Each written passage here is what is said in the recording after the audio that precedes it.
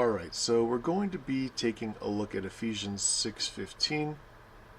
Ephesians 6:15, New International reads, "And with your feet fitted with the readiness that comes from the gospel of peace." Ephesians 6:15, Disciples of Christ reads, "With your feet strapped firmly in preparation through the gospel of Eden."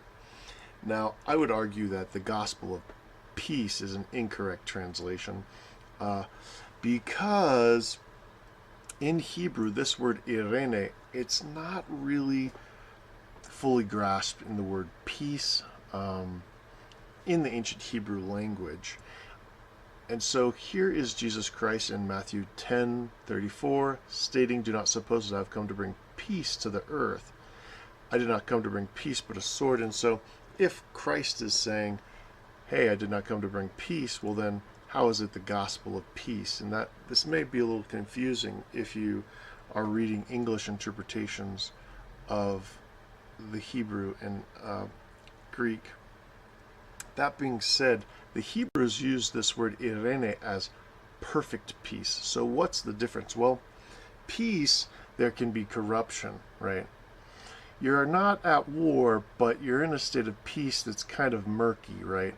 Well, Jesus is saying, well, I didn't come to bring peace with corruption. I didn't come to bring peace with injustice. I came to bring perfect peace, right? And so what does the word mean, right? Imagine if you're sitting on a chair and someone approaches you and says, "How are you doing?" And you respond, "I'm in heaven." And so that sort of general statement, it's not really an exact statement. You're in heaven. What does that mean? Well, it means you're at a state of perfect peace, right? And so the interpretation of this word in this case, it is what the gospel will produce if you follow it accurately and apply it to your life accurately. And so it is the gospel of the kingdom of heaven on earth, the gospel of Eden. And so this should clarify some of what Christ and the Apostle Paul are talking about. As you see sometimes in the verses, one verse says, "Oh, after Paul left, peace swept over the land." And it might be a little confusing because you say, well, that's a good thing. But they're talking about peace with corruption, corrupt peace.